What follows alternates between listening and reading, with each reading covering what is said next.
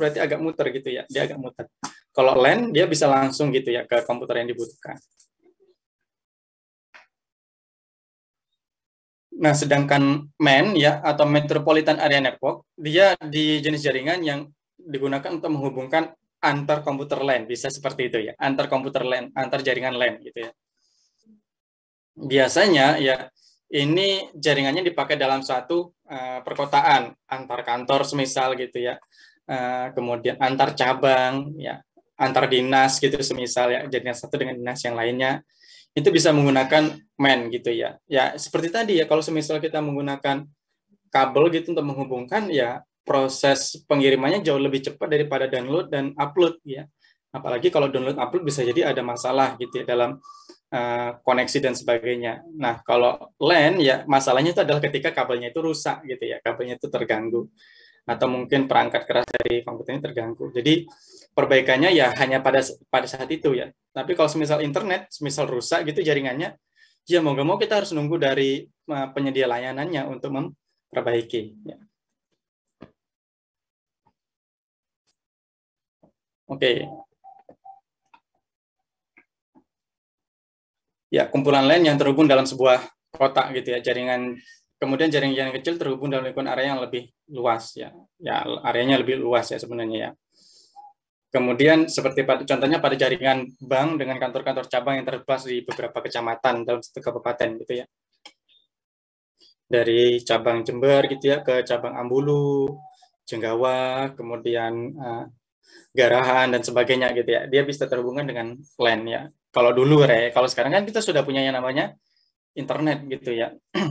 Nah, jadi kalau dulu itu memang sulit membuat cabang baru, salah satu kendalanya adalah harus terkoneksinya ya cabang itu dengan cabang wilayah gitu ya, cabang itu dengan ini ya kantor cabang wilayah ya, itu harus terhubung ya, karena kalau semisal tidak terhubung ya data yang masuk harian bisa dimanipulatif ya, bisa dimanipulasi, sehingga harus terhubung, sehingga data yang masuk itu harus sudah langsung masuk ke dalam servernya ya. Ketika masuk di server, nggak bisa memanipulasi yang ada di cabang. Nah, kalau sekarang ada yang namanya internet gitu ya. Jadi semua data itu bisa langsung diupload gitu ya, dan kemudian terupdate di dalam server yang ada di internet atau cloud sekarang bahasanya itu. Ya, seperti itu sekarang itu loh. Pak, kenapa kok akhirnya menggunakan internet, padahal tadi kan kita bahasanya menggunakan kabel itu agar proses pengiriman datanya dia lebih mudah. Nah, kalau kan nggak semua data itu mudah atau tidaknya, salah satunya kan ukurannya gitu ya. Kalau data teks ya, hanya data angka teks gitu ya, cobalah kalian menggunakan, coba bikin suatu dokumen dengan menggunakan notepad gitu ya. Bikin sebuah paragraf gitu ya. Nah, itu pasti ukurannya kecil gitu ya, beberapa byte saja gitu ya, atau mungkin 1 byte. Nah, atau 1 KB mungkin, bukan 1 byte itu ya 1 karakter ya, tapi 1 kilobyte mungkin.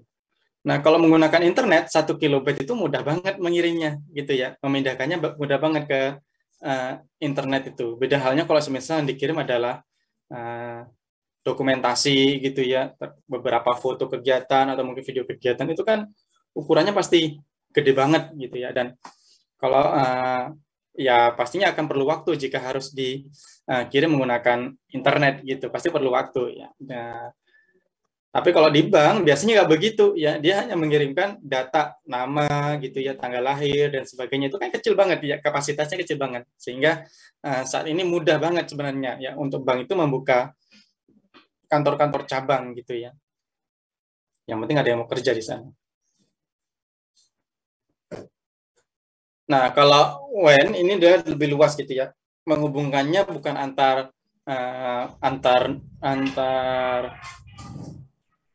wilayah saja, tapi juga antar pulau gitu ya. Kemudian antar negara ya, yang paling luas. Nah, sebenarnya kalau dari sini ya bukan yang menjadi pokoknya bukan hanya persoalan terhubungnya, tapi juga kaitannya dengan teknologi yang digunakan gitu ya. Tentunya teknologi yang digunakan dalam jenis jaringan LAN MAN dan WAN ini pasti berbeda gitu ya, entah itu ketebalan kabelnya gitu ya, kemudian ketahanannya dalam menghadapi berbagai macam kondisi alam dan sebagainya gitu ya. Kalau semisal nih contohnya kalau Telkom Speedy gitu ya, dia bisa terhubung dengan, bisa masuk ke daerah kita kalau semisal sudah punya tiang gitu ya, dia itu di daerah itu. Kalau sudah punya tiang, dari tiang itu bisa nyebar ke sana sini ya di daerah itu. Nah, kalau semisal antar negara gitu ya, atau antar pulau dihubungkan dengan tiang, pasti kan tidak memungkinkan karena melewati jalur laut ya, sehingga teknologinya harus bisa beradaptasi dengan alam laut gitu ya. Ini yang menjadi perbedaan gitu ya, teknologi yang digunakan untuk keterhubungannya dengan masing-masing jenis jaringan. Kalau LAN ya cukup kabel-kabel gitu aja yang disambung-sambungkan ke hub misal gitu ya, atau disambungkan antar komputer gitu ya. Lebih mudah gitu ya kalau yang LAN gitu ya daripada yang lainnya. Nah, kemudian ada namanya internet ya. Saya rasa kalau internet ini sudah pada tahu semua ya. Kalau kita bahasakan, ini adalah kumpulan komputer yang saling terhubung gitu ya, dan membentuk sistem jaringan melalui jaringan jalur komunikasi ya, bisa lewat telepon, radio link, satelit dan sebagainya. Nah, hanya saja kalau jaringan komputer ini perlu ada namanya policy, ya, perlu ada namanya semacam kayak aturan yang bisa membuat kita tuh benar-benar terhubung gitu ya. Sebenarnya kayak Microsoft Windows, ya, Mac dan Linux gitu ya, itu kan dia memiliki bahasa sendiri-sendiri yang mereka pakai untuk sistem operasi mereka. Nah, terhubungnya ketika kita berkomunikasi, komputer kita Mac gitu ya atau Linux, ketika mengirim data ke Windows, itu kan sama halnya ketika mengirimkan informasi ya ke Windows ya. Itu bisa kalian ibaratkan kalian sedang orang Jawa gitu ya ngomong dengan orang Madura gitu ya. Jadi kalau tidak bisa ditranslate ya, tidak bisa diubah datanya itu sesuai dengan bahasa mereka ya, ya datanya nggak bisa terkirim gitu ya. Saya pernah punya pengalaman gitu ya, mengcopy file dari Linux ke flash disk gitu ya. Ketika dibuka di Windows, flash disknya itu menjadi penuh banget gitu ya, dan filenya itu nggak bisa dibaca. Nah, itu salah satu contoh kegagalan informasi. Padahal saya cuma ngopi kalau nggak salah itu program, kalau nggak salah itu ya, suatu program yang kapasitasnya nggak gede-gede banget gitu ya. Dia mungkin beberapa megabyte, sedangkan flash disknya kapasitasnya sampai 4 MB gitu ya. Kalau dulu 4 giga ya. Kalau zaman saya dulu gitu ya, 4 giga ini sudah salah satu flash disk yang besar gitu ya. Yang paling besar itu 8 giga. 16 giga itu masih belum masuk di Jember, jarang banget 16 giga ya. 8 giga itu udah gede banget. Nah, kalau sekarang kan malah 8 giga itu paling minimal gitu ya, flash disk yang perlu kita punya ya. 4 giga sudah jarang, apalagi yang lebih kecil lagi. Nah, padahal filenya kecil, masukkan flash disk 4 giga, ya itu kan harusnya nggak sampai penuh. Ya. Flash disknya juga nggak terlalu banyak isinya. Ternyata ketika mau saya copy ke Windows gitu ya, flash disknya menjadi penuh, semua file di dalamnya nggak bisa dibaca. Ya, dalam bentuk kode-kode gitu ya. BA57C ya, kemudian apa gitu ya, dalam kode-kode nggak bisa diterjemahkan dan ukurannya besar-besar. Nah, itu salah satu contoh kegagalan komunikasi antara sistem operasi. Nah, ya. Nah, dengan terhubungnya kita dengan komputer yang lain, berarti kan sebenarnya harus ada alat penerjemah ya pada masing-masing komputer yang bisa menerjemahkan dari, misal dari Windows nih, menerjemahkan yang dari Mac, menerjemahkan dari Linux, begitu juga sebaliknya ya, dari Linux dan dari Mac, bisa menerjemahkan dari Windows dan satunya. Ya. Nah, ini diperlukan gitu ya pada suatu internet agar bisa benar-benar terkoneksi satu dengan yang lainnya. Oke, selanjutnya kita akan bahas topologi jaringan. Ya, kita break dulu, kita mulai lagi di jam 6.00. Ya, silakan untuk menyegarkan diri sebentar. Ya, nanti kita akan lanjutkan lagi jam 6.00. Terima kasih.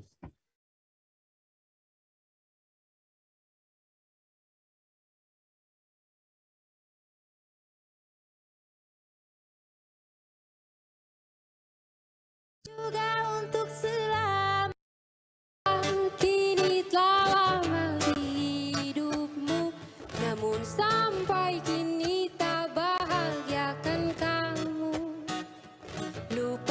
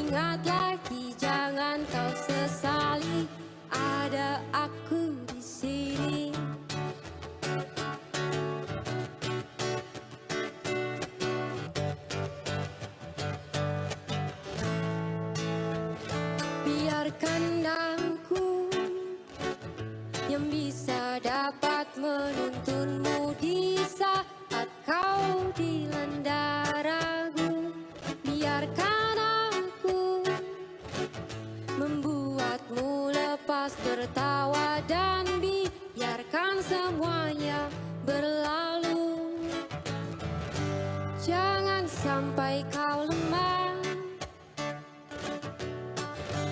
Ku yakin kau pasti bisa bangkit. Jangan anggap kau sendiri, hadapi. Ada aku di sini. Walau dia kini telah lama di hidupmu, namun sampai kini tak bahagiakan kamu. Lupakan semuanya, tinggalkan saja, percuma. Bukalah matamu selebar dunia ini dan rasakan banyak orang yang peduli. Jangan ingat lagi, jangan kau sesali, ada aku di sini. Jangan ingat lagi, jangan kau sesali, ada aku di sini.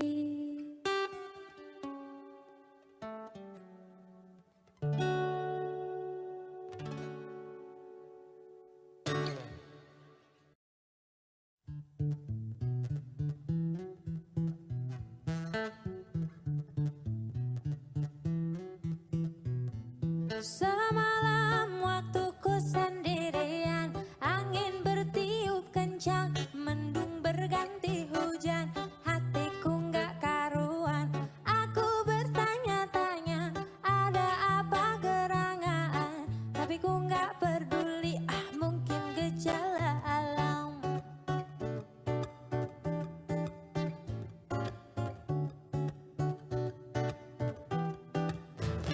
Nggak tahu kok tiba-tiba gelisah, pikiran serba salah, jantung berdebar-debar, kaki selalu gemetar. Semakin gak tahan aku, semakin tersiksa aku. Lalu ingat dirimu, ingin ceritakan resahku.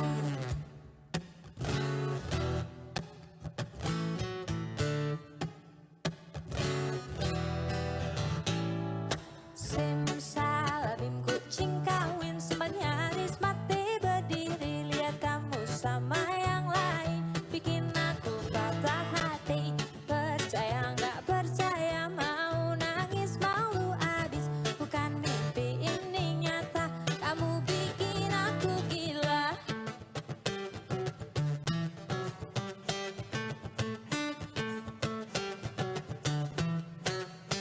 Buat mules perutku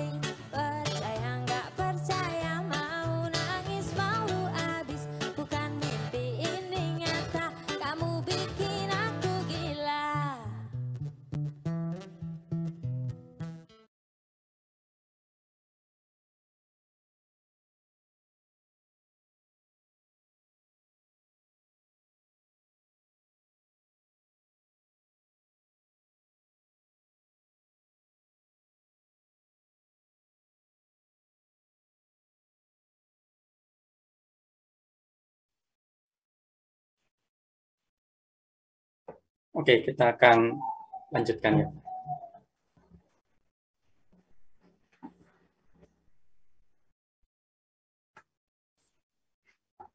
Nah, sekarang kita akan belajar tentang topologi jaringan ya. Seperti yang saya bahas sebelumnya, bahwa topologi jaringan ini adalah bagaimana kita menghubungkan antar komputer dengan menggunakan kabel gitu ya.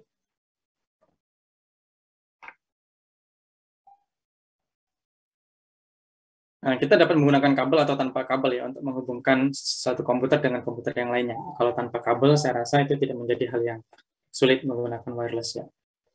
Hanya saja kalau wireless itu memiliki kapasitas gitu, hanya beberapa device saja yang bisa nyambung ke dalam wireless tersebut.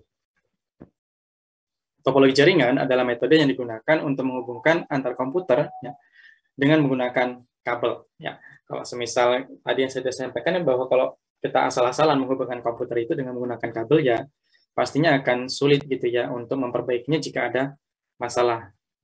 Jangankan memperbaiki, menemukannya saja belum tentu mudah ya, belum tentu cepat. Oke, beberapa jenis topologi yang akan kita bahas di sini ya. Yang pertama adalah topologi ring ya atau bentuknya cincin. Nah, memang secara konsep dia bentuknya seperti cincin. Kenapa? Karena sebenarnya terhubung antar komputer gitu ya. Komputer terhubung dengan yang lainnya. Ya, konsepnya itu. Komputer satu terhubung dengan komputer yang komputer A dengan komputer B, komputer C ke komputer C, dari komputer C, komputer D, kemudian balik lagi ke komputer A. Ya, nggak harus cincin gini juga nanti ya ketika pemasangannya. Ya bisa jadi ketika pemasangannya dibentuk ya memanjang gini dan memanjang gini itu bisa-bisa saja gitu ya. Di dalamnya ada beberapa komputer yang terhubung dengan kabel semua gitu ya. Kemudian dari sini kita terhubung lagi kabel dan terhubung lagi gitu ya. Nggak harus bentuknya seperti cincin, hanya saja ya biar ada namanya dibikin bentuknya melingkar gitu. Keuntungan dari topologi ini adalah ya yang pertama adalah hemat gitu ya. Kita hanya perlu menghubungkan satu komputer dengan komputer yang lain gitu ya dengan menggunakan kabel ya. Sehingga untuk agar komputer A terhubung ke komputer C, semisal di sini semisal D, di sini ya, D. Nah, untuk dari komputer A untuk ya, agar terhubung ke komputer E, ya dia nggak perlu kabel sepanjang ini, ya cukup A ke E saja, gitu ya. A ke F saja, cukup ini saja. Maka dia sudah terhubung ke E, gitu ya. Dan sekaligus menghubungkan F ke E. Nah, ini kan menjadi lebih hemat gitu ya daripada kalau kita harus hubungkan satu dengan yang lainnya. Ya. Instalasinya juga murah gitu ya, kabel ya, instalasi itu kaitannya dengan kabel dan semua kebutuhan untuk menyambung ini ya topologi. Konfigurasi mudah dan mudah dilakukannya juga. Jadi serba mudah dan murah di sini ya. Karena yang paling sederhana. Salah satu yang paling sederhana. Setelah ini ada lagi yang sederhana yaitu topologi bus ya. Performa koneksi baik gitu ya. Ya kenapa bisa baik ya karena memang LAN gitu ya. Karena LAN ya jelas bisa baik koneksinya gitu ya antara satu dengan yang lainnya. Tidak ada untuk terhubung hanya perlu satu komputer saja ya. Ya kalau semisal nggak hidup komputer sudah dari A semisal nih ke B ya. Kalau B-nya nggak hidup ya nggak bisa terhubung gitu ya. Apalagi ke C kalau semisal B-nya nggak hidup ya nggak bisa terhubung karena nggak ada ininya ya konfigurasinya. Oke, saya perlu ke toilet sebentar ya.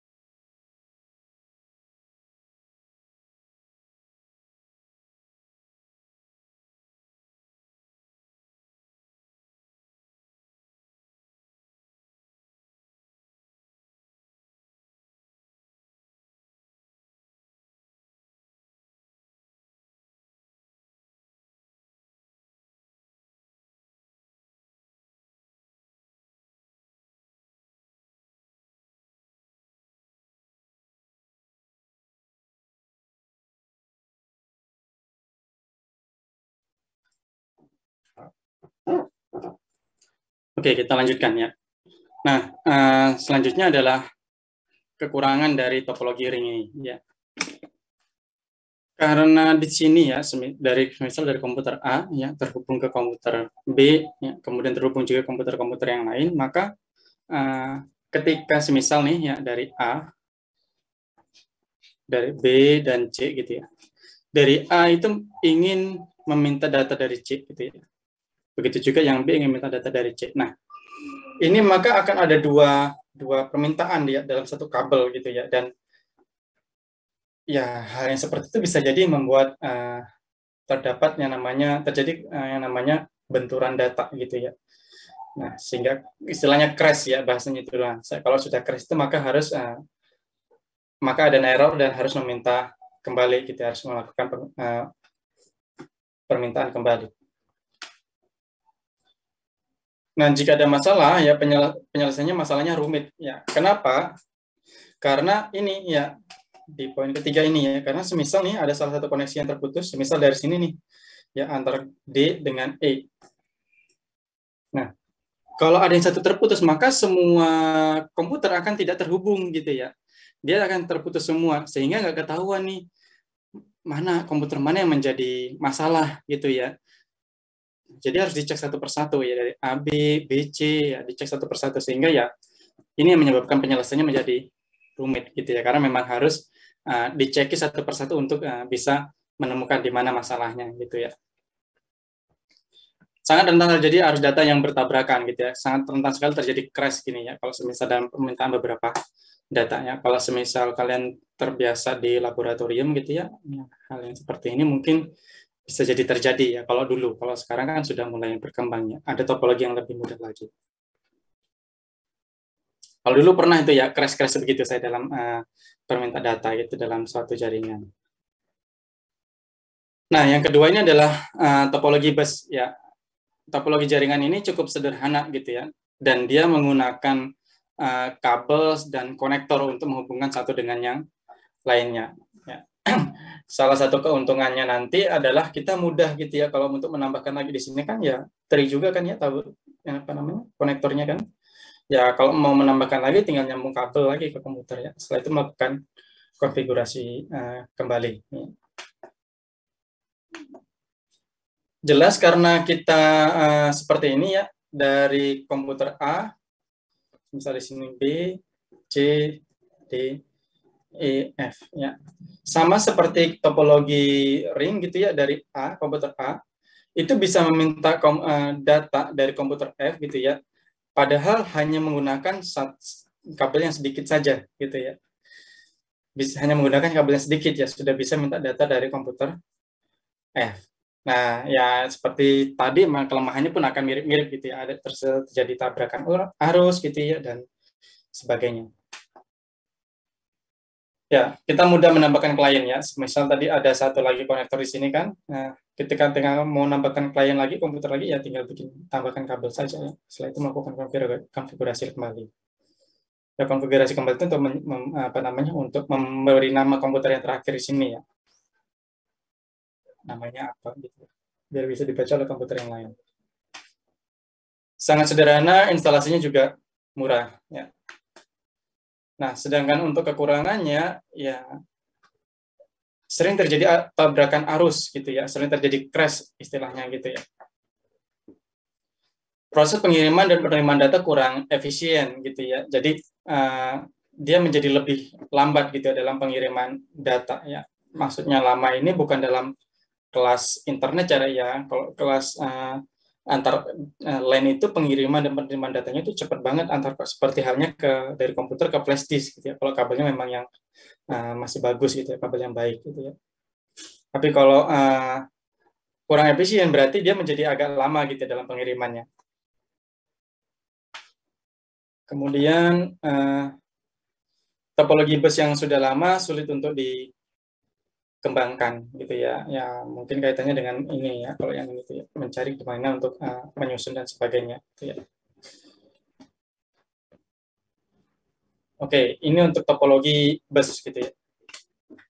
Kemudian jika kabel terputus maka komputer workstation akan terganggu. Nah, yang terganggu itu hanya komputer workstation, semisal di sini ya.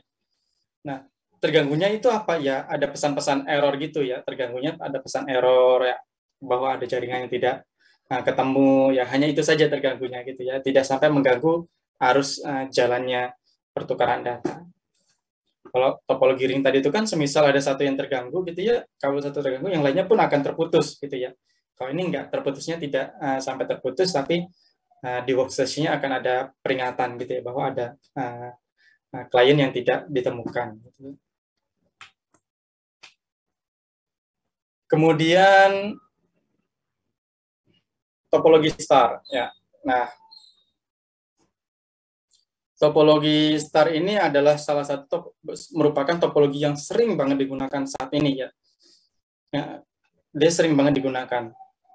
Nah, untuk topologi star dia menggunakan yang alat ya, namanya hub atau switch ya. Yang mana alat ini tujuannya untuk menghubungkan ya, sebagai alat hubungnya gitu ya. Kalian bisa lihat ya contoh hub ini. Nggak mesti yang ada, ini kan contohnya ada 8 port kan ya. Ada yang paling kecil itu 2 kalau nggak 4 ya, saya lupa gitu. 2 kalau nggak 4. Biasanya dipakai untuk kalau kita punya wifi gitu ya, kita punya speedy itu untuk menghubungkan speedy itu ke beberapa komputer ya, dengan menggunakan kabel ya, kita perlu yang namanya hub gitu ya, atau switch. Nah, pada prakteknya ya nggak gini-gini amat gitu ya penyusunannya untuk topologi star ya. Biasanya kalau dalam laboratorium ya, kalau kalian pernah punya gitu ya di sekolah dulu. Nah, komputernya itu jajar gini, ya ada yang seperti ini, komputer jajar gitu ya. Nah, kemudian ada satu kabel nih dari komputer sini, dia kabelnya panjang gitu ya. Sini juga ada kabel lagi, ya, ada kabel lagi, ya, ada kabel lagi. Nah, prakteknya itu seperti ini biasanya tuh, ya. Jadi ada beberapa, setiap komputer tuh punya kabel sendiri yang terhubung ke dalam suatu, kebesaran nanti dikira kayak komputer ya, yang terhubung dalam suatu hub namanya itu ya. Ini terhubung ke hub ini ya, dan atas switch ya terhubung. Nah, dari sini nanti akan terhubung ke komputer server atau workstation. Ya. Prakteknya itu biasanya begitu dia malahan gitu ya, bukan bentuknya seperti bintang kayak gini ya. Kalau semisal komputernya banyak kan ya nggak bisa dibentuk kayak bintang ya. Kebetulan aja komputernya ada 6 gitu. Nah, jelas ya kekurangan dalam topologi ini ya boros kabel gitu ya. Yang bisa lihat setiap komputer itu ada satu kabel yang menghubungkan ke hub. Dan hub ini biasanya nggak ditaruh di sini ya. Biasanya ditaruhnya tuh di pojokan gitu ya, pojokan ruangan atau di atas gitu, di dinding gitu. Taruhnya kayak gitu ya. Otomatis kabelnya akan jadi lebih banyak nanti yang dibutuhkan.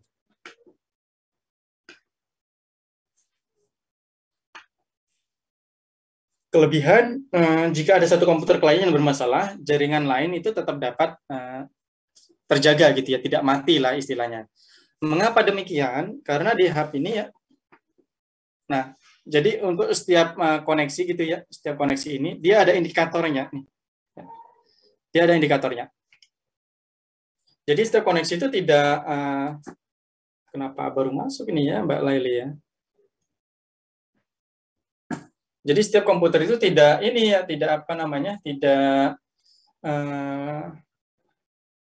halnya seperti topologi bus dan ringnya, yang mana komputer satu terhubung dengan komputer yang lain gitu ya. Kalau ini enggak, komputer satu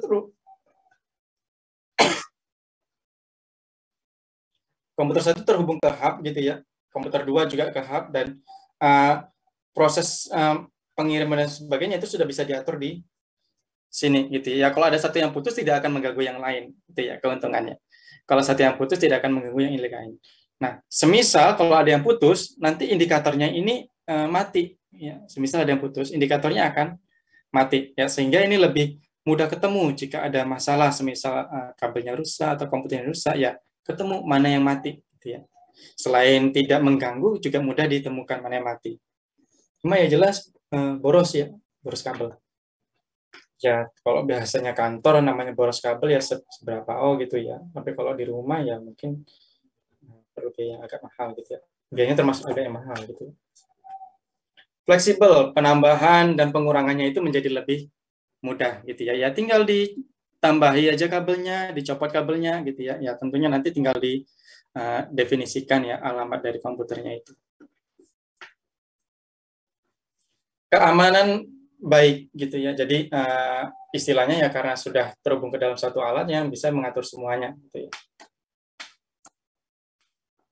Nah, cuma masalahnya topologi ini dia ketika hub-nya bermasalah gitu ya, mudah mencari komputer klien yang bermasalah ini seperti yang saya sampaikan tadi. Nah, masalahnya adalah ketika hub-nya itu bermasalah ya, maka yang lainnya itu akan ikut bermasalah ya. Jadi karena hub ini sebagai pusat gitu ya, kalau ini yang bermasalah, ya yang lainnya akan bermasalah juga nantinya gitu ya. Makanya kadang hub ini ditaruhnya tuh di pojokan ya, yang sekiranya tidak kena, nggak kesandung gitu ya, nggak kejatuhan apa-apa gitu ya, taruhnya di pojokan, bahkan ada yang ditaruh di tembok ya, pojokan udah di pojokan tembok gitu ya, digantung di tembok. Nah biasanya begitu tuh ya kalau hub itu ya, biar tidak terjadi masalah-masalah yang namanya masalah teknis sederhana gitu ya. Oke, yang terakhir adalah topologi hybrid. Ya, kalau hybrid ini adalah gabungan dari beberapa topologi. Ya, biasanya ini hanya dipakai untuk suatu kantor atau tempat yang memang cukup gede banget gitu ya. Sehingga kalau semisal tadi nih ya, kalau semisal semuanya ini dihubungkan dalam satu hub gitu, ya dia jauh lebih boros banget gitu ya daripada harus menggunakan hybrid. Ya, cuma memang tentunya semakin besar ya instalasinya semakin tidak mudah gitu ya, dan proses penanganan masalahnya juga semakin rumit. Cuma ya namanya kalau diperlukan bagaimana lagi. Oke, kemudian kelemahannya instalasi rumit, manajemen sulit, biayanya juga mahal gitu. Cuma ya akan lebih mahal jika harus menggunakan satu topologi saja. Nah, selanjutnya internet ya. Internet gitu ya. Internet ini tadi sudah kita bahas ya bahwa internet ini adalah jaringan yang di dalamnya terdapat kumpulan komputer gitu ya, saling terhubung satu dengan yang lainnya gitu ya. Ya, dengan adanya internet ini semakin memudahkan orang melakukan hacking sebenarnya ya, tapi ya memang dibutuhkan mau bagaimana lagi gitu ya, tinggal mencari bagaimana caranya mengatasi masalah hacking itu.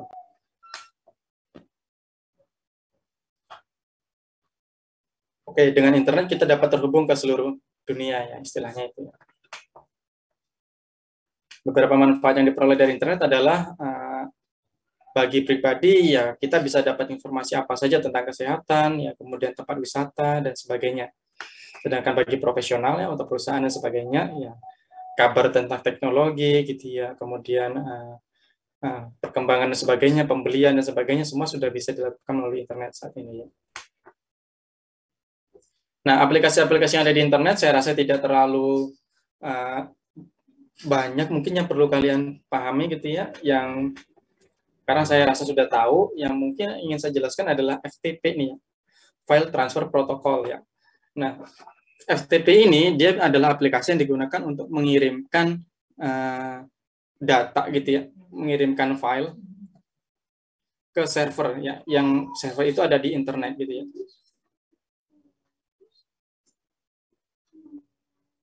Ya, servernya itu ada di internet ya. Ya, memang saat ini kita bisa saja ya upload dan download itu mudah gitu ya dari website gitu ya. Upload dan downloadnya itu mudah, tapi nggak semua file itu bisa diupload. Apalagi kalau filenya itu adalah file system gitu ya, file halaman. Ya, itu nggak bisa diupload dengan mudah ya. Kita perlu mengcopy file lama dengan mereplace ya file lama dengan file yang baru. Nah, itu kan dilakukan dari lokal ke internet. Nah, untuk melakukannya, kita nggak bisa seperti mengirimkan file ke lokal seperti biasa. Gitu. Kita perlu yang namanya aplikasi yang namanya File Transfer Protocol. Ya, view-nya seperti tadi, ada dua jendela. Jendela yang pertama adalah jendela untuk komputer kita, komputer yang di lokal. Jendela kedua adalah storage yang ada di internet itu. Ya, kita tinggal bisa copy-paste ke sana. MARC saya rasa sudah tidak terlalu ini, udah nggak ada lagi, malah mungkin sekarang saya nggak tahu lagi, belum pernah cobanya. Jadi untuk MARC ini adalah salah satu aplikasi yang dipakai untuk chatting dulu tuh ya. Kalau ke internetan itu selain tugas ya ini ya chattingan gitu ya, kita bisa kenal orang lain yang kita nggak tahu wajahnya, apa komunikasinya enak, tapi bayangannya sudah kemana-mana gitu ya. Oh ini orangnya bagus, ini gini dan sebagainya, tapi nggak tahu wajahnya. Jadi ini nyenengin gitu ya, walaupun kita hanya sebatas say hello saja ke orang lain untuk tahu saja gitu ya, itu cukup menyenangkan gitu ya. Ada yang bisa sampai temenan, ada yang cuma sekedar kenal saja. Kemudian aplikasi lain adalah WWW ya, atau World Wide Web ya. Ini mirip sebenarnya dengan situs ya. Ya, saya jelaskan situsnya aja kalau gitu ya. Nah, ya situs atau website ini merupakan kumpulan dari halaman-halaman yang menampilkan informasi. Nggak harus dinamis sebenarnya ya. Bisa jadi dia yang dimaksud dinamis di sini adalah jenis informasinya seperti suara, video, gitu. Gambar gerak ya video itu. Oh enggak sih ya, ada format gambar GIF itu ya. Ya itu kan gambarnya gerak gitu ya, bukan video. Ya jadi yang dinamis yang dimaksud di sini adalah medianya, media informasinya. Nah, sedangkan website ya, website itu ada yang statis, ada yang dinamis. Website itu ada yang statis dan dinamis. Google Site yang kemarin kalian dapat tugas dari Pak Dewa gitu ya, yang diajar oleh Pak Dewa, itu salah satu website statis. Ketika kalian mau mengubah konten di dalam website tersebut, ya kalian harus menuju ke halamannya dan lalu baru melakukan pengeditan. Ya. Nah, beda halnya dengan dinamis. Website dinamis itu seperti WordPress, Blogger gitu ya. Contoh-contohnya adalah kayak website berita, website UNED, CFKM dan sebagainya. Jadi ketika kita menambah konten, kita tidak perlu repot-repot lagi gitu ya untuk merombak halamannya, cukup mempost saja seperti dalam Facebook itu, dia langsung ada perubahan di dalam halaman-halamannya. Ya, itu salah satu website dinamis. Unsur-unsur situs ya ada dua yang saya jelaskan. Yang pertama adalah domain. Ya, domain ini adalah alamat dari situs, gitu ya. Semisal kayak alamat rumah gitu ya, perumahan apa, blok berapa, nomor berapa. Domain itu alamatnya. Ya, dan bedanya dengan alamat rumah, kalau alamat rumah itu mungkin bisa ada yang sama gitu ya kalau kita tidak lengkap. Ya, semisal di Jember ada yang namanya Kelurahan Gebang, Perumahan Gebang Permai, ya, kemudian blok sekian-sekian. Di wilayah lain bisa jadi ada yang punya nama sama gitu ya, kelurahannya Gebang juga, perumahannya Gebang Permai juga, dan ada blok yang sama nomornya. Ya. Kalau nggak lengkap ya, tapi kalau nulis daerahnya, kotanya, kabupatennya, kemudian provinsinya, ya, negaranya, ya mungkin sedikit yang sama. Kalau ada kesamaan itu sedikit banget ya. Nah, kalau domain ini itu tidak mungkin ada yang namanya kesamaan. Hanya ada satu nama detik.com di dunia ini. Yang nggak mungkin ada detik.com yang lain gitu ya. Begitu juga yang lainnya. Nah, kemudian ada beberapa jenis domain yang nanti kalian bisa baca sendiri. Nama domain seluruh dunia tidak ada yang sama gitu ya. Selanjutnya ada hosting. Hosting ini adalah storage ya buat kita menaruh halaman-halaman website kita. Ya, kalau istilahnya ini kaplingannya gitu ya. Ini kaplingannya. Hosting ini kaplingannya, hanya storage untuk menaruh gitu ya. Yang ditaruh di dalam sana ya website kita itu adalah rumahnya. Dan domain ini adalah alamatnya. Gitu ya. Bisa jadi kita punya alamat, punya hosting, tapi ketika datang ke sana nggak punya rumah. Bisa jadi. Ya. Punya alamat, nggak punya hosting, ya pasti akan error nantinya. Gitu ya. Nggak ketemu mana ininya. Ada alamat, ada hosting saja, ya cuma ngelihat kaplingan gitu ya, kosongan gitu. Jadi alamat, ya domain, hosting, kemudian web desainnya itu juga harus ada semua komponen-komponen itu. Oke, nanti kalian bisa baca sendiri untuk yang ini ya. Bahasa pemrograman dan website, mungkin yang umum ini adalah PHP ya, PHP, JavaScript juga umum ya, cuma saya sendiri nggak bisa kalau JavaScript itu ya. Nah, kalau dalam pembuatannya ya kita perlu yang namanya bahasa HTML ya sebagai konsep dasarnya. Kemudian ada bahasa CSS itu untuk desain dari webnya gitu ya. Oke, yang terakhir ya, kita kalau bisa lebih cepat enak nih ya. Nah, yang terakhir ini adalah HTTP dan HTTPS. Ya. Saat kita berselancar di internet, kita akan menemukan yang namanya website dengan menggunakan HTTP.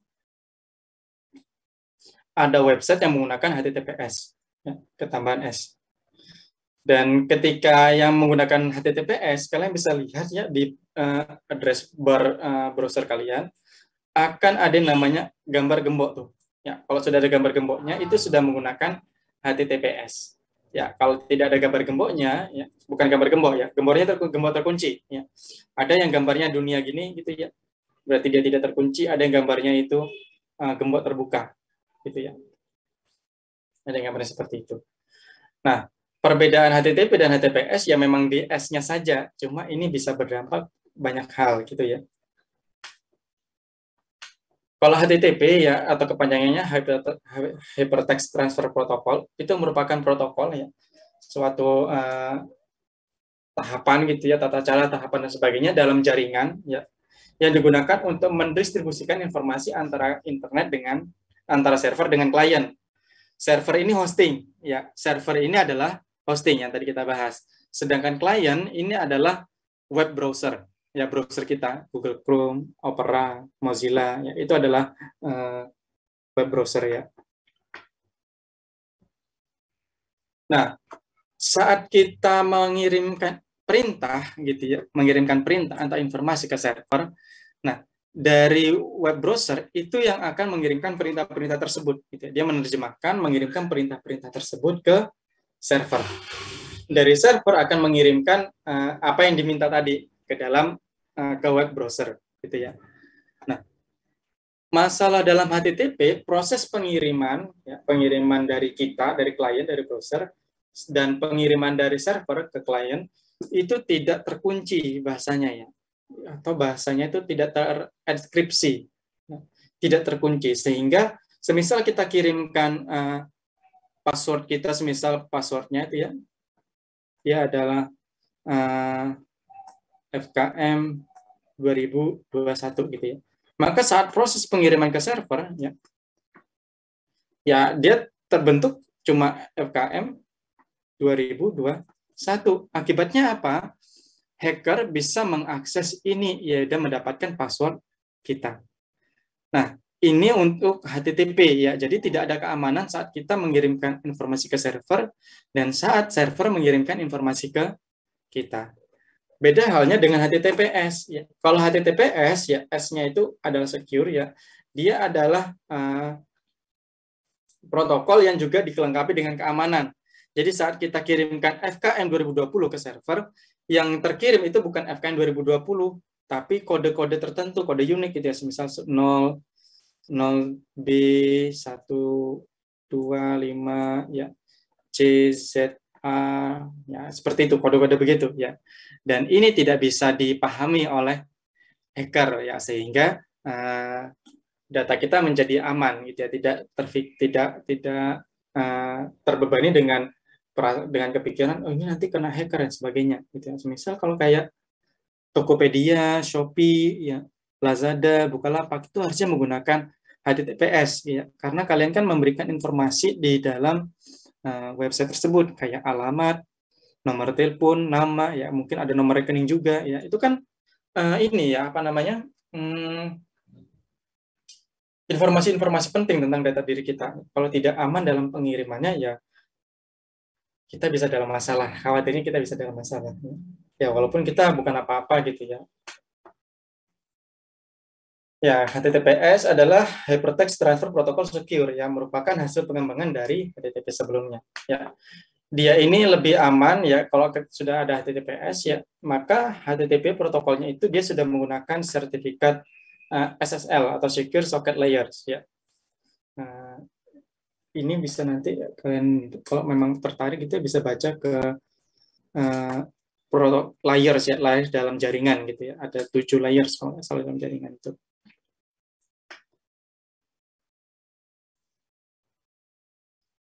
Nah, dia sangat berguna ya ketika kita ingin merahasiakan informasi penting seperti password ya, kemudian e-money, ya, kemudian identitas dan sebagainya yang kaitannya dengan data diri kita atau sesuatu hal yang sensitif ya, yang kita kirim ke website. Nah, ini yang perlu kalian perhatikan gitu ya ketika berselancar, jangan sampai mengirimkan data dan sebagainya ya ternyata nanti itu tidak aman gitu ya. Ya. Harus berhati-hati jika itu sudah terjadi. Ya. Kemudian keuntungan penggunaan TPS ya, yang pertama adalah otentisasi mencegah serangan dari peretas tertentu. Ya, dia menjadi lebih aman. Kemudian karena banyak orang yang sudah tahu apa perbedaan HTTP dan HTTPS, maka kebanyakan dari mereka akan lebih percaya ke HTTPS gitu ya. Lebih percaya ke HTTPS. Misal nih, Shopee dan Tokopedia ya, Tokopedia ada HTTPS, Shopee tidak ada. Maka orang lebih percaya ke Tokopedia gitu dalam memberikan informasi pribadinya. Tapi kebanyakan orang yang mungkin tidak begitu tahu atau tidak begitu peduli ya baliknya akan ke Shopee. Itu tidak masalah gitu ya. Maksudnya perbedaan pendapat seperti itu tentu akan menjadi dinamika kita dalam kehidupannya.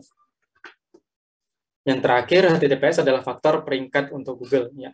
Website yang dengan HTTPS dan tanpa HTTPS dia akan akan berbeda gitu ya perlakuannya dari Google. Yang dengan HTTPS dia akan lebih mudah ditemukan. Yang tidak menggunakan HTTPS dia akan lebih sulit ditemukan. Oke, mungkin itu yang bisa saya sampaikan tentang jaringan dan internet. Jika ada yang ingin ditanyakan, saya persilahkan.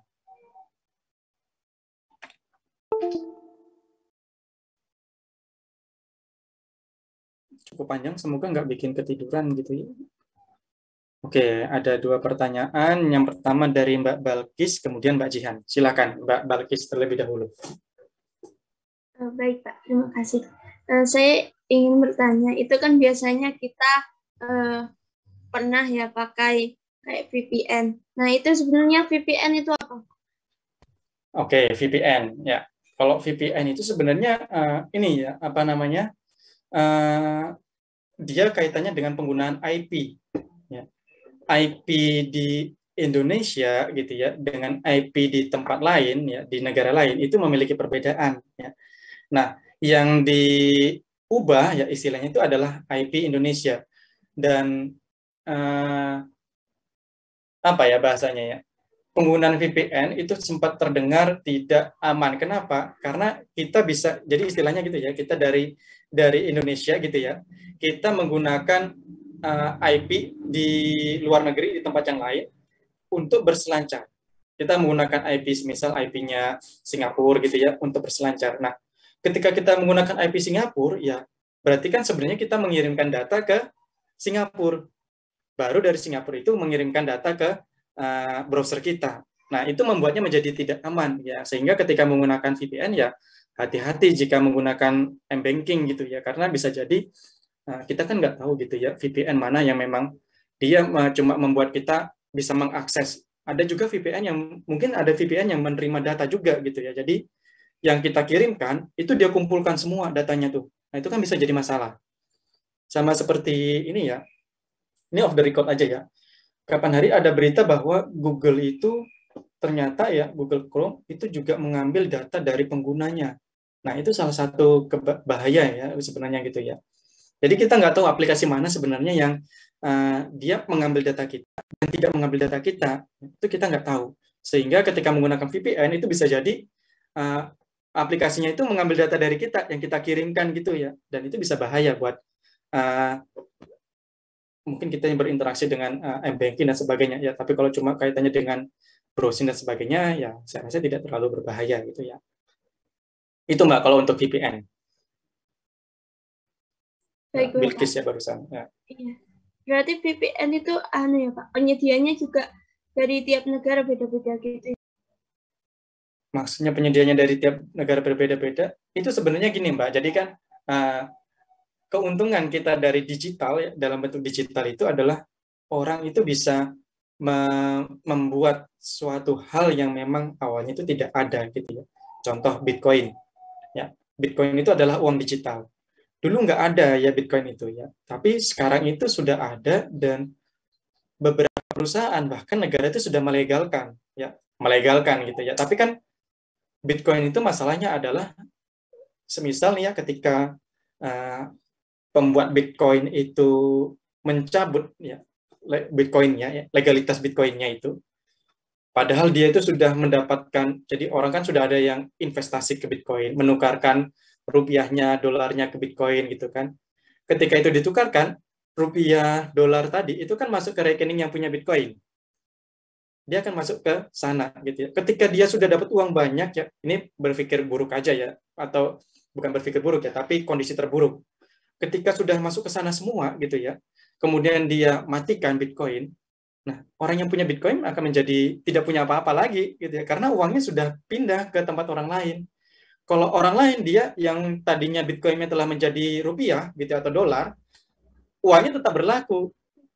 Ya, itu kan nggak adil gitu ya. Bitcoinnya sudah tidak berlaku, sedangkan dolarnya tetap berlaku di negara manapun. Bitcoinnya belum tentu berlaku. Ya, sehingga ada fatwa yang mengatakan haram, ada yang mengatakan ada yang tidak berfatwa gitu ya. Yang mengatakan haram itu cuma menjaga-jaga biar kita itu tidak sampai rugi sebenarnya. Kenapa haram? Karena bisa lebih banyak ruginya nantinya gitu ya. Karena ya itu tadi dia masih belum legal untuk semua negara dan tidak ada istilahnya itu regulasi yang jelas terkait dengan keamanannya dan bagaimana semisal ada masalah terkait dengan Bitcoin itu sebelum terlalu ini. Jadi kalau terkait dengan VPN gitu ya, itu sebenarnya orang bisa generate gitu ya. Dia bisa buat sesuatu yang bisa dibaca gitu ya dengan format yang berbeda istilahnya gitu ya. Kalau kalian pernah pakai GB WhatsApp ya, WhatsApp yang sudah apa namanya itu ya, dia itu WhatsApp dari pihak ketiga gitu ya. Apa ya bahasanya ya? Jadi dengan GB WhatsApp itu kita bisa menggunakan WhatsApp itu lebih hebat lagi ya. Misal status online-nya tidak terlihat ya, centang birunya nggak nyala, padahal kalau orang kirim ke kita centang birunya nyala. Nah itu salah satu aplikasi ketiga gitu ya, yang mana prosesnya dari kita gitu ya, dia bisa menerima data tempat lain gitu ya, bisa menerima data dari tempat lain, dan itu kan berbahaya. VPN pun begitu ya, dia bisa membuat sesuatu yang menyamarkan identitas kita yang tadinya dari Indonesia menjadi ke negara lain. Tentunya dia pasti punya regulasi untuk bukan punya regulasi tapi polisi untuk mengatur itu tadi ya. Bisa jadi kita diteruskan ke negara lain atau mungkin IP kita yang disamarkan gitu ya. IP kita yang disamarkannya awalnya sekian menjadi berbeda sesuai dengan negara yang lain.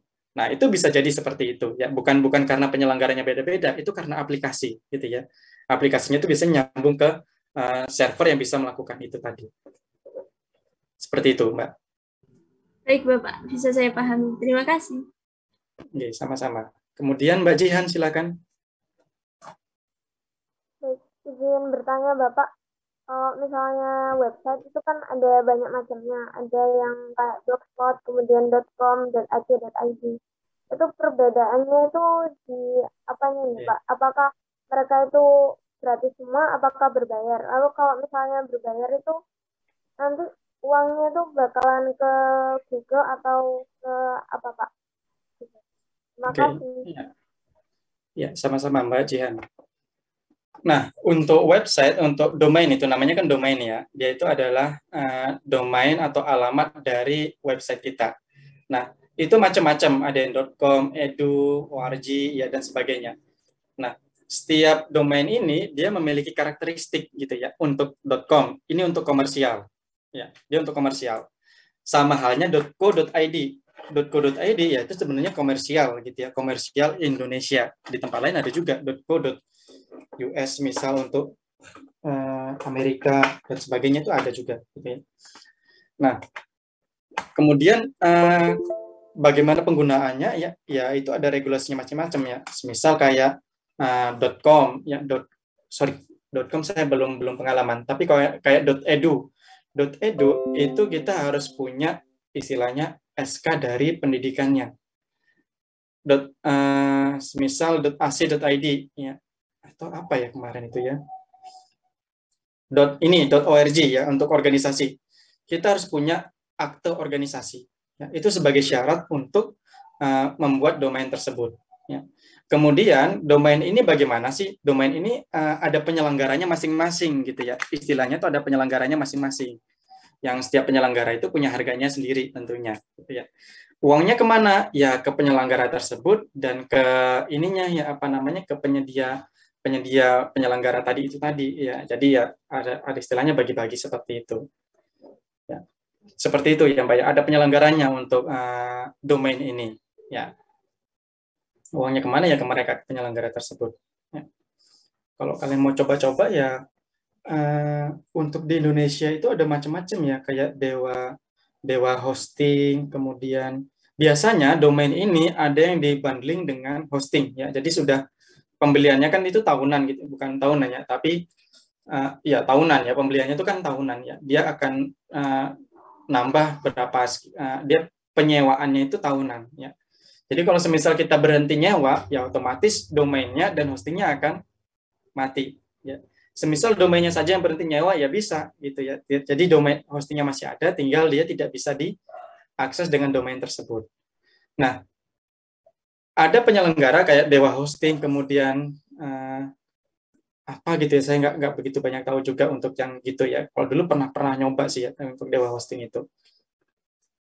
Nah, ada yang seperti itu banding dengan domainnya. Jadi dia sudah menyiapkan hosting dan domainnya. Ya, kita tinggal dapat harga yang lebih murah.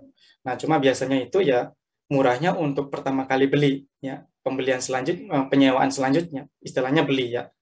Penyewaan selanjutnya itu dia biasanya harganya lebih mahal. Ya, uangnya ke penyelenggara itu, Mbak. Dan setiap penyelenggara dia punya harganya masing-masing dan itu sudah ada regulasinya ya, sama seperti Pertamina tuh ya. Pertamina itu kan ada di Indonesia itu kan ada regulasi berapa harga minimum penjualan Pertamax, Pertalite, Premium, dan ada berapa harga maksimumnya penjualannya itu ya, dan kita sering mendapat harga maksimum itu. Jadi untuk domain itu juga ada harga minimum dan harga maksimumnya. Misal kalau dapat yang lebih murah ya berarti dari penyelenggaranya itu memberikan diskon gitu ya. Ya, untuk domain itu dari penyelenggara, ada penyelenggaranya, Mbak. Baik, terima kasih Pak Dimas. Izin Oke. mengingat Bapak nanti materinya diupload di MMT. Oh ya, oke, terima kasih sudah diingatkan.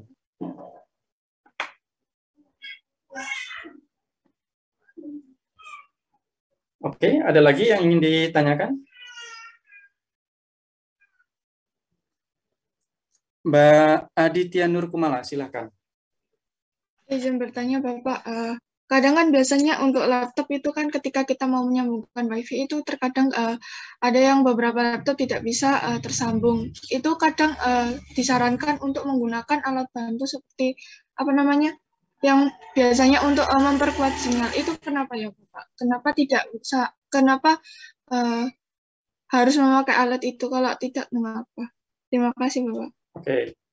Ya, terkait dengan alat untuk menerima jaringan gitu ya, jaringan wireless itu memang ada macam-macam ya maksudnya masalahnya. Ada yang memang karena hardware-nya di dalam komputer atau laptop ya.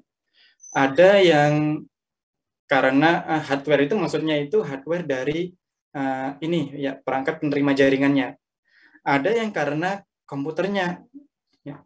Ada juga yang karena software dari komputernya gitu ya. Jadi kalau kita pakai Windows 10 gitu ya, kalau kita pakai Windows 10 itu bisa tidak khawatir tentang yang namanya kemarin itu apa ya kita namanya itu ya. Jadi hardware sebelumnya kan sudah waktu kita pertemuan tentang pengenalan komputer, semua hardware di dalam laptop, komputer dan sebagainya itu harus bisa berkomunikasi dengan sistem operasi. Nah, untuk berkomunikasi tersebut biasanya ada softwarenya sendiri, ya.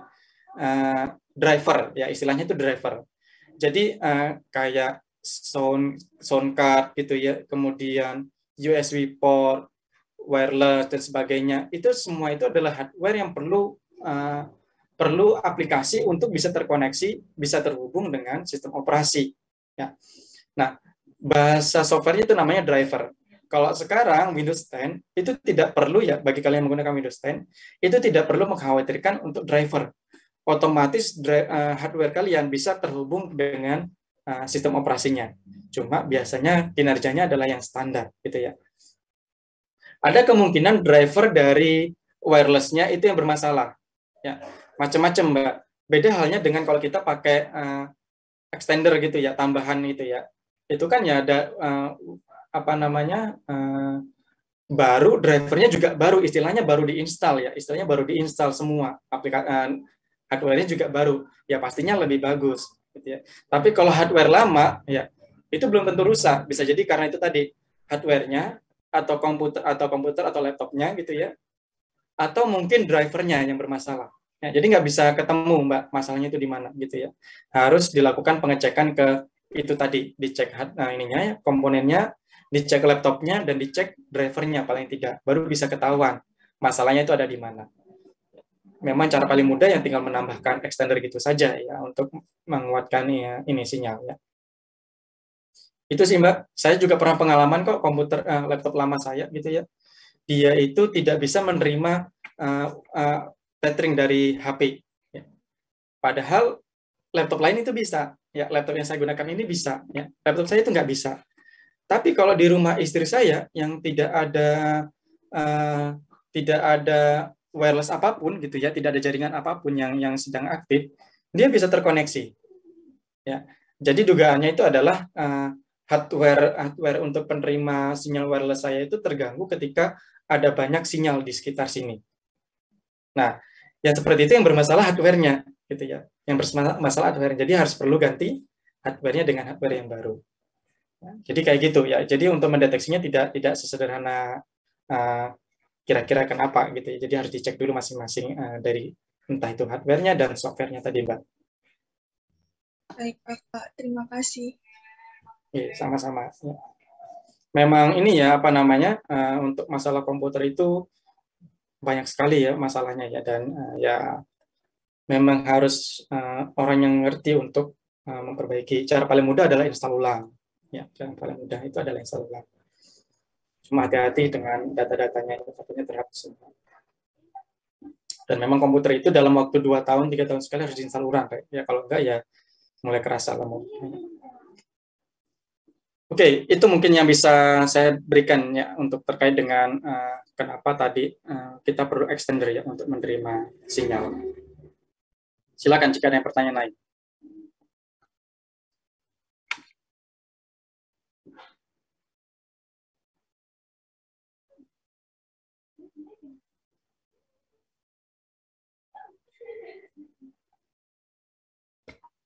Oke, kalau memang tidak ada, akan saya akhiri.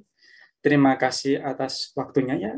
Pagi-pagi banget kita tadi mulai kelasnya. Semoga tidak mengurangi waktu kalian untuk melakukan ibadah yang lain. Semoga kita dapat manfaat dari kelas pagi ini, dan insya Allah minggu depan apa 2 minggu lagi ya. 2 minggu lagi kita akan ada yang namanya UAS ya. Kalau yang dari saya nanti ya multiple choice, dan dari yang saya sampaikan dari PPT dan yang saya sampaikan tadi ya, selama perkuliahan. Oke, mungkin itu saja saya ingin sampaikan. Terima kasih atas kehadiran dan perhatiannya. Ya, mohon maaf jika ada salah-salah kata atau salah ucap ya. Dan pergantian jam kemarin ya karena memang berbarengan dengan mata kuliah yang lain. Akan saya akhiri dulu. Terima kasih. Next time semoga kita bisa ketemu secara luring ya. Saya akhiri. Assalamualaikum warahmatullahi wabarakatuh.